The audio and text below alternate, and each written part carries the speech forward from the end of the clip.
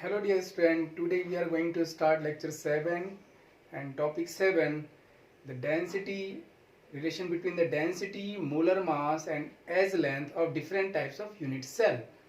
तो आज का हमारा टॉपिक है कि जो हमने इतने सारे unit cell simple cubic BCC और एफसीसी जो पढ़ रखे हैं उनकी डेंसिटी और उस यूनिट सेल में पार्टिसिपेट करने वाले एटम के मोलर मास और उसकी एज लेंथ में क्या रिलेशन होता है। ठीक है स्टूडेंट, तो इस टॉपिक को क्लियर करने के लिए थोड़ा सा आपको मैं थोड़ा रिव्यू लिख ले जाऊंगा, पीछे ले जाऊंगा कि आपको याद है कि what is molar mass. Molar मास क्या होता है? Molar mass is the mass of 1 mole of atom of element. किसी भी एलिमेंट के 1 मोल का मास उसका मोलर मास कहलाता है। और एक बात और कि अगर मुझे किसी यूनिट सेल का मास बताना है कि सिंपल क्यूबिक यूनिट सेल का मास कितना होगा, body centre cubic unit cell का मास कितना होगा या face centred cubic unit cell का मास कितना होगा, तो मास किसी भी यूनिट सेल का जो मास होगा उसमें जो एटम जो ऑक्यूपाई कर रहे हैं उस एटम के मास के बराबर होगा। मतलब बाकी सब तो इमेजरी लाइंस होती हैं, एज लेंथ इमेजरी लाइंस है, फेस बॉडी सेंटर सब ये इमेजरी लाइन है।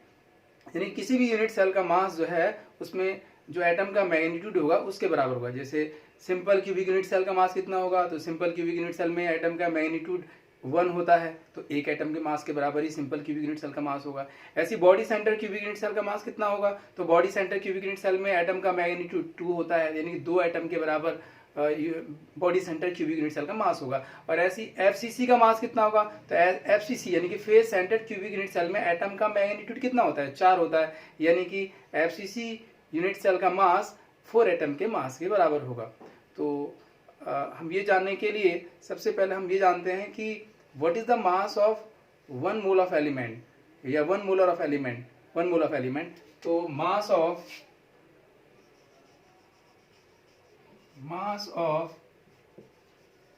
1 मोल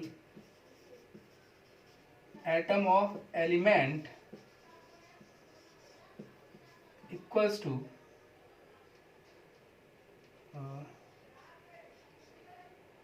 that is called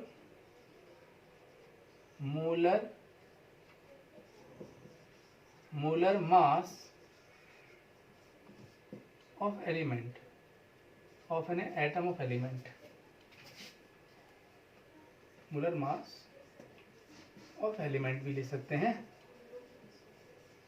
okay, 1 mole atom of element. अच्छा, मोलर मास को किससे रिप्रेजेंट करते हैं? कैपिटल एम से। तो एक लाइन और, mass of 1 mole atom of element equals to capital M. ये ध्यान रखेंगे कि मोलर मास कैसे निकालेंगे। किसी भी एलिमेंट के एटॉमिक मास को अगर आप ग्राम में कन्वर्ट कर दें, जैसे कार्बन है तो कार्बन का एटॉमिक मास कितना होता है, 12 होता है, तो अगर मैं उसे 12 ग्राम कह दूं तो वो मोलर मास कहलाएगा। जैसे एल्युमिनियम है, एल्युमिनियम का एटॉमिक मास कितना होता है, 27, तो उसे ग्राम में एक्सप्रेस कर दें तो क्या कहलाएगा, मोलर मास कहलाएगा। यानी कि किसी भी एलिमेंट के एटॉमिक मास को ग्राम में एक्सप्रेस कर दें तो उसका ग्राम एटॉमिक मास भी कहलाता है, that is also called molar mass. और मोलर मास को हम कैपिटल एम से रिप्रेजेंट करते हैं। तो ये जो मास होता है कितने होता है, 1 मोल एलिमेंट का होता है, that's why it is called molar mass. और 1 मोल एटम में कितने एटम होते हैं भाई, तो mass of 1 mole equals to 6.022 into 1023, तो 6.022 into 10 power 23 atom of element that is equal to capital M. यानी कि ये जो मोलर मास होता है ये इतने एटम का मास होता है। तो अगर मैं पूछूं कि एक एटम का मास कितना होता है, तो मास ऑफ 1 मतलब 1 atom of element equals to m upon ये वैल्यू है, ये डिनोमिनेटर में चली जाएगी, 6.022 इंटू 10 पावर 23। यानी कि, और आपको अच्छे से पता है कि ये जो नंबर है एवोगैड्रो नंबर भी कहलाता है। इसे कैपिटल एन सफिक्स में एन से रिप्रेजेंट करते हैं। यानी कि mass of 1 atom of element equals to capital M upon N। यानी कि आपको किसी भी एलिमेंट के एक एटम का मास निकालना है तो उसके मोलर मास में एवोगैड्रो नंबर का डिवाइड करना होगा। जैसे मुझसे कोई पूछे कि भी कार्बन के एक एटम का मास कितना होगा, तो कार्बन के एक एटम का मास यानी कि कार्बन का मोलर मास 12 ग्राम अपॉन इसको मैं 6.022 इंटू 10⁻23 से डिवाइड कर दूं तो ये कार्बन के एक एटम का मास निकल के आएगा। ऐसे मुझसे कोई कहे भाई कि कॉपर के एक एटम का मास कितना होगा, तो कॉपर का एटॉमिक मास कितना होगा ये आपको समझना पड़ेगा। सिल्वर के एक एटम का मास कितना होगा, तो सिल्वर का मोलर मास कितना होगा 108 अप्रॉक्स, तो अपॉन 108 ग्राम। अगर मैं इसको 6.022 इंटू 10⁻23 से डिवाइड कर दूं तो ये सिल्वर के एक एटम का मास होगा। यानी कि आपको किसी भी एलिमेंट के एक एटम का मास निकालना है तो उसका मोलर मास जो भी होता है उसको एवोगैड्रो नंबर से डिवाइड कर दें तो उसके एक एटम का मास ग्राम में निकल जाएगा। अब बात करते हैं कि ये हो गया मास of one atom of element, किसी भी एलिमेंट के एक एटम का मास m/Na होगा। अब बात करें कि भाई सिंपल क्यूबिक यूनिट सेल का मास कितना होगा, तो जैसा मैंने बताया कि सिंपल क्यूबिक यूनिट सेल में एक एटम ही पार्टिसिपेट करता है, तो एक एटम का मास ही सिंपल क्यूबिक यूनिट सेल के यूनिट सेल का मास होगा। तो अगर बात करें mass of one unit cell of SCC equals to mass of one unit cell of SCC। Simple cubic unit cell के एक एटम का मास कितना होगा, तो सिंपल क्यूबिक यूनिट सेल में what is the mass of one unit cell of SCC, मतलब simple cubic unit cell का mass कितना होगा, तो सिंपल क्यूबिक यूनिट सेल में एक एटम का मैग्नीट्यूड पार्टिसिपेट करता है, इसलिए एक एटम का मास ही उस सिंपल क्यूबिक यूनिट सेल का मास होगा। और एक एटम का मास कितना होता है ये हम पहले ही निकाल चुके हैं, यानी कि कितना हो जाएगा मास ऑफ वन एटम, और वन एटम का मास कितना होता है m/एवोगैड्रो नंबर, यानी कि यहाँ पे क्या आ जाएगा m/n। और अगर मैं ऐसे कहूं कि SCC की जगह अगर मैं कहूं कि body centre cubic unit cell का मास कितना होगा, तो जैसे मैं यहाँ BCC करूंगा body centre cubic unit cell, तो आपको पता है कि ये तो हमारे एक एटम का मास है, इसको थोड़ा सा मैं इधर ही कर देता हूँ m/n।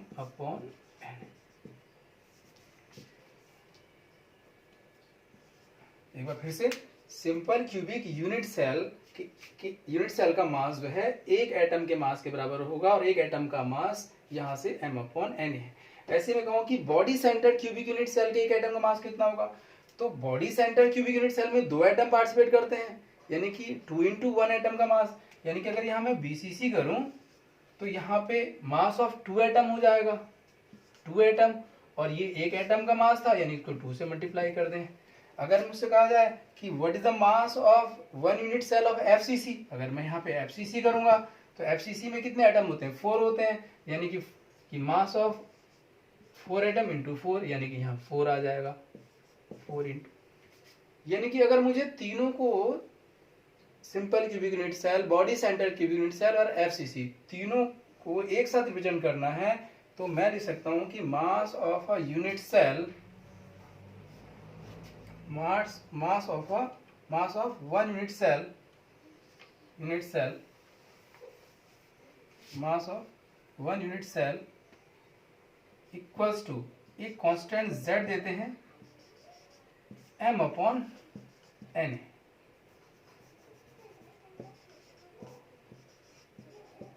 या ध्यान दीजिए mass of one unit cell.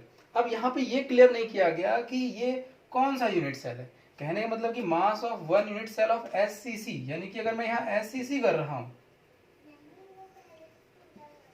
SCC, तो इट मीन्स कि यहाँ z की जगह 1 आ जाएगा।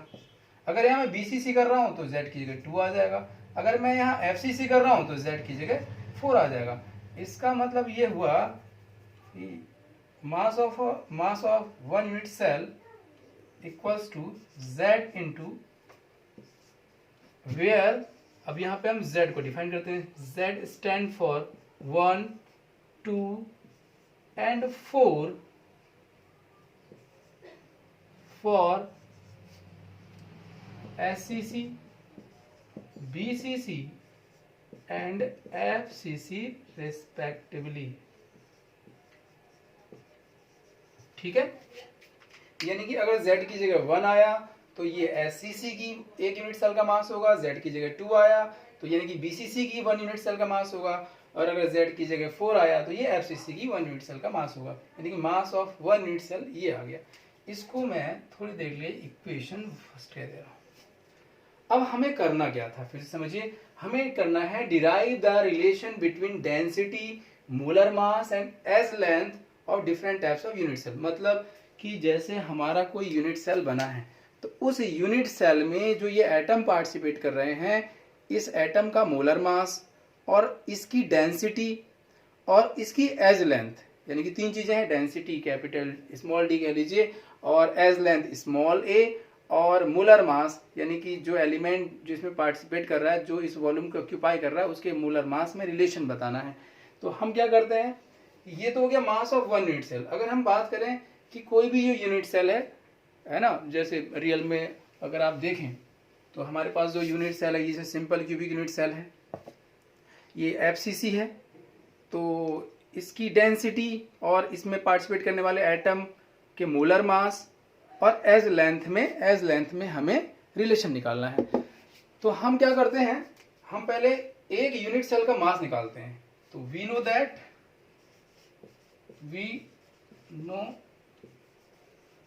दैट मास इक्वल टू क्या होता है, अगर मैं सिंपल सी बात करूं, मास इक्वल टू होता है volume,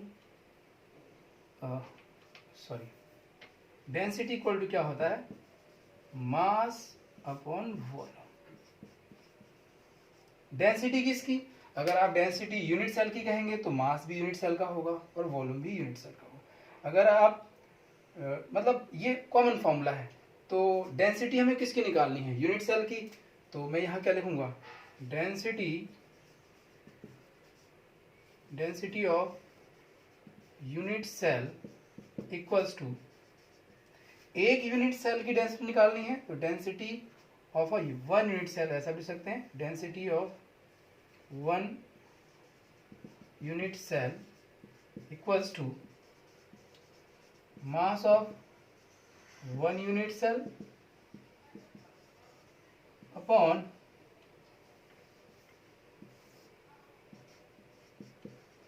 volume of 1 unit cell. ये इक्वेशन सेकंड कहते हैं। और इसको अगर आप ध्यान से देखें कि इक्वेशन फर्स्ट में एक यूनिट सेल का मास कितना है, इतना है, और हमें डेंसिटी ऑफ 1 यूनिट सेल निकालना है, तो यहाँ पे मास ऑफ 1 यूनिट सेल, यानी कि हम मास ऑफ 1 यूनिट सेल की जगह इस वैल्यू को पुट कर देते हैं यहाँ पर, और वॉल्यूम ऑफ 1 यूनिट सेल, हमारे जितने भी सिंपल क्यूबिक हैं, बॉडी सेंटर हैं, FCC हैं, सभी क्यूब हैं, और क्यूब की एज लेंथ को हमने स्मॉल ए कहा था, यानी कि उसका वॉल्यूम कितना हो जाएगा, A क्यूब हो जाएगा। तो from equation first and second, तो density of unit cell D के रखें इसको, D small D equals to mass of 1 unit cell Z into capital M upon Na upon volume of unit cell V, और हमें पता है कि हम यहाँ पे V की जगह volume of unit cell A cube कह सकते हैं। तो यहाँ से डेंसिटी इक्वल्स टू आ गया Z into M upon A की जगह A क्यूब आ जाएगा और यहाँ पे Na आ जाएगा। तो इसको आप ध्यान से देखिए, ये रिलेशन किस में आया है, इस इक्वेशन में क्या क्या चीज आती है, density of unit cell, density आ गई, मोलर मास आ गया, और एज लेंथ, ए हमारा एज लेंथ हो गया, ए हो गया, और Na क्या है, Na तो हमारा एवोगैड्रो नंबर है, ये कांस्टेंट होता है, यानी कि हमारा D, M और A में रिलेशन आ गया। और Z आपको अच्छे से पता है कि Z भी क्या है, हमारे अलग अलग यूनिट सेल के लिए कांस्टेंट है, सिंपल क्यूबिक के लिए 1 हो गया, BCC के लिए 2 हो गया, FCC के लिए 4 हो गया। यानी कि किसी क्वेश्चन में अगर उसने BCC लिख दिया कि a compound crystallizes in a BCC unit cell, body centre cubic unit cell, तो इसका मतलब ये Z हमारा 2 हो गया, फिक्स हो गया, FCC हो गया तो 4 हो गया, इस तरह सिंपल क्यूबिक यूनिट सेल हो गया तो 1 हो गया। तो इस तरह से आप इस सिंबल को नोट भी कर सकते हैं, और मैं अलग से लिख के भी दिखा दे रहा हूँ यहाँ पर आपको। देखिए यहाँ पर वेयर, इस फॉर्मूले को दोबारा हम यहाँ पे रिटर्न कर लेते हैं, d equals to z m upon a cube into n। Solid state chapter में अगर न्यूमेरिकल की बात करें तो प्योरली टाइप के जो न्यूमेरिकल होते हैं, जिसमें कैलकुलेशन होती है, थोड़ी कॉम्प्लेक्स टाइप की भी होती है, उसमें केवल पूरे चैप्टर में यही फॉर्मूला है जिसमें हम इस फॉर्मूले का यूज करते हैं एज ए न्यूमेरिकल। तो आप थोड़ा जान लें कि what is D. D is density of unit cell. What is M. M is molar mass. Student कई बार बताऊं मैं आपको कि मोलर मास डायरेक्ट नहीं दिया होता है, उसने क्वेश्चन में एटॉमिक मास दिया होता है। अब आपको ये समझना है कि उसने एल्यूमिनियम का एटॉमिक मास 27 दे रखा है और आपको मोलर मास m निकालना है, तो इसको ग्राम में कन्वर्ट कर लीजिए, ग्राम पर मोल, तो वो हमारा मोलर मास कहलाता है। और इसी तरह से ए हमारा edge length of the cube, और डी हो गया, ए हो गया, और एन ए क्या हो गया हमारा, एन ए आपको अच्छे से पता है 6.022 इंटू 10⁻23, और हमारा z equals to 1, 2 and 4 for simple cubic, BCC and FCC respectively.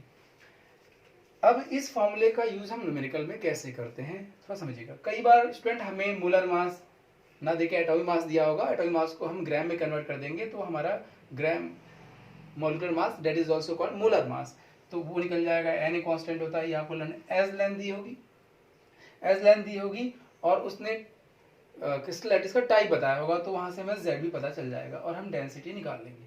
लेकिन कई बार क्वेश्चन में क्या होगा, वो आपको डेंसिटी दे देगा, आपको मोलर मास दे देगा, एज लेंथ दे देगा, और कहेगा what is the nature of crystal, मतलब क्रिस्टल का नेचर क्या है। नेचर का मतलब ये है कि वो जानना चाहता है कि क्रिस्टल जिस यूनिट सेल से बना है वो सिंपल क्यूबिक है या body centre cubic unit cell है या FCC है। तो इसका मतलब इनडायरेक्ट मतलब है कि आपको z निकालना है। z अगर 1 आ गया या 0.99 भी आ गया, तो 0.99 किसके अप्रोक्स है, 1 के है, तो यानी कि सिंपल क्यूबिक यूनिट सेल होगा।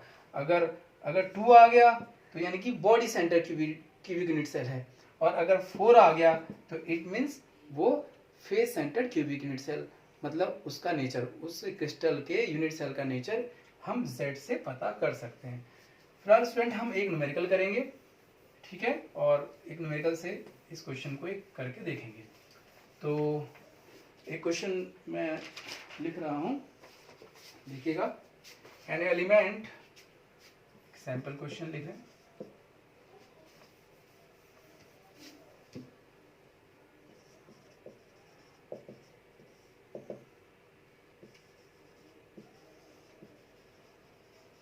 An element with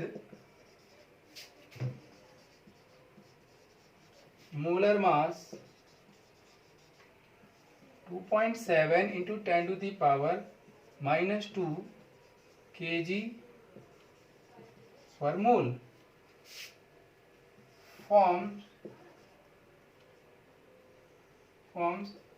a cubic unit cell. A cubic unit cell with edge length 405 picometer. If the density is 2.7 into 10 to the power 3 kg per meter cube, then what is the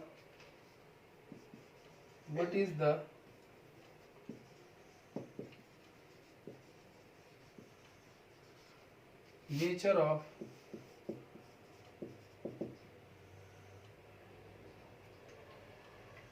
cubic unit cell। ठीक है dear student, इसको ध्यान से देखिए। किसी भी numerical को करने से पहले आपको ये न्यूमेरिकल से डरना नहीं है। आपको किसी भी न्यूमेरिकल से करने से पहले आपको उसके लिए अप्रोप्रिएट फॉर्मूला क्या होगा ये चाहिए होता है। और अप्रोप्रिएट फॉर्मूला अगर सॉलिड स्टेट चैप्टर का है तो एक ही फॉर्मूला होता है। जैसे मैंने आपको बताया कि न्यूमेरिकल के एंगल से एक ही फॉर्मूला इस चैप्टर में होता है। अदरवाइज कोई और भी चैप्टर हो तो सबसे पहले हमें उस क्वेश्चन को अच्छे से एनालिसिस करना चाहिए कि उसमें क्या क्या गिवन है ना। स्टार्टिंग में जब आप प्रैक्टिस में बहुत ज़्यादा नहीं होते हैं तो ये दिक्कतें आती हैं। फिलहाल अगर हम आपसे पूछें कि इस क्वेश्चन में पूछा क्या गया है, what is the nature of cubic unit cell. Cubic unit cell हमारे सिलेबस में मेनली तीन ही है, simple cubic, body centre cubic और एफसीसी। तो कह रहा है कि what is the nature of cubic unit cell. इसका मतलब हमसे पूछ रहा है कि एससी है, एससीसी है या बीसीसी है या एफसीसी है। इसका मतलब हमको जेड, अगर जेड पता चल जाए तो हम नेचर बता सकते हैं। यानी कि हमें जेड क्वेश्चन हमें निकालना है। जेड हमारा क्वेश्चन मार्क हो गया। अच्छा, गिवन क्या है आपको तो बात करें गिवन। तो an element with molar mass, molar mass आपको डायरेक्ट दे दिया इस बार, m equals to 2.7 into 10⁻⁻² kg पर मोल। इन जनरली जो मोलर मास होता है वो ग्राम पर मोल में दिया होता है, लेकिन यहाँ पे केजी में दिया है। तो अभी हम देख लेंगे कि इसको हम चेंज करेंगे या नहीं चेंज करेंगे, क्योंकि डेंसिटी अगर हमें ग्राम पर मीटर क्यूब में दिया हो तो हमें सारी यूनिट्स को एम के एस के अकॉर्डिंग करनी होती है। तो अभी चेक कर लेंगे। फिलहाल एम पता चल गया हमें। फिर हमें दे रहा है एज लेंथ, यानी कि हमें स्मॉल ए दे रहा है 405 पिकोमीटर। याद रखें डियर स्टूडेंट, ये एम के एस में है यानी केजी। तो हमारी कोई भी फॉर्मूला यूज हो रहा हो, सारे जो दिए गए पर्टिकुलर्स हैं वो एक ही एम के एस यूनिट में होना चाहिए। तो पिकोमीटर को मैं मीटर में कन्वर्ट तो कर ही लेता हूँ, यानी कि 405 इंटू 10⁻⁻12 मीटर। यानी कि अलग से हम लिख भी देते हैं कि 1 पिकोमीटर इक्वल्स टू 10⁻⁻12 मीटर होता है। अच्छा, तीसरा है हमारा क्या दिया है, डेंसिटी दे रखी है, यानी कि डी दे रखा है आपको 2.7 इंटू 10⁻³ kg पर मीटर क्यूब। देखिए ये मीटर में है इसलिए हमने यहाँ मीटर में कन्वर्ट कर दिया। अगर यहाँ ये सेंटीमीटर में होता तो हमें पिकोमीटर को सेंटीमीटर में कन्वर्ट करना होता। इन चीज़ों का आप ध्यान रखें। स्टूडेंट जनरली इन्हीं कन्वर्जन्स में मिस्टेक करते हैं। तो आपको एम पता है, ए पता है, डी पता है और एन ए तो आपका कांस्टेंट होता है, आपको पहले से ही पता है, बहुत पहले से ही पता है। अब हमें जेड निकालना है। तो हमारे लिए अब ऐसा कौन सा फॉर्मूला है जिसमें ये सारे पॉइंट्स आते हैं, एक ही फॉर्मूला है। तो आप लिखेंगे कि we know that z d equals to z m upon a cube into na। हमें z निकालना है क्योंकि हमें nature of the unit cell बताना है। तो z equals to d into a cube into na upon molar mass हमारा m नीचे आ गया। तो अब d की वैल्यू यहाँ से पुट कर दें आप। d की वैल्यू क्या दे रखा है, 2.7 इंटू 10⁻³ kg पर मीटर क्यूब। ओके, a की वैल्यू में दे रखी है 405 इंटू 10⁻⁻12 मीटर का क्यूब इंटू na हो गया 6.022 इंटू 10⁻23 अपॉन मोलर मास आपको दे रखा है 2.7 इंटू 10⁻⁻² kg पर मोल। तो आप ध्यान देखें, kg से kg कैंसिल हो गया और इसको जब आप क्यूब करेंगे तो मीटर क्यूब होगा, मीटर क्यूब से मीटर क्यूब कैंसिल हो जाएगा, यानी कि z ये इससे कैंसिल हो जाएगा, ये ऊपर जाएगा तो 10⁵ हो जाएगा और ये 405 को 3 टाइम्स मल्टीप्लाई करेंगे और ये 10⁻⁻36 हो जाएगा और 6.022 इंटू 10⁻23 हो जाएगा। स्टूडेंट अगर आप इसे सॉल्व करेंगे तो ये वैल्यू आएगी आपकी 3.9946 अप्रोक्स आएगी, जिसे हम 4 ले सकते हैं। और 4 आने से ये क्लियर हो गया, ये 4 किसको रिप्रेजेंट करता है, एफसीसी यूनिट सेल, यानी कि what is the nature of unit cell, FCC. Okay student, बहुत सारे क्वेश्चन एनसीईआरटी बुक में भी हैं, आप वहाँ से भी कीजिए। और कोई क्वेरीज हो तो पूछिए। तब तक के लिए थैंक यू सो मच। हम कल फिर मिलेंगे नए वीडियो के साथ। Thank you.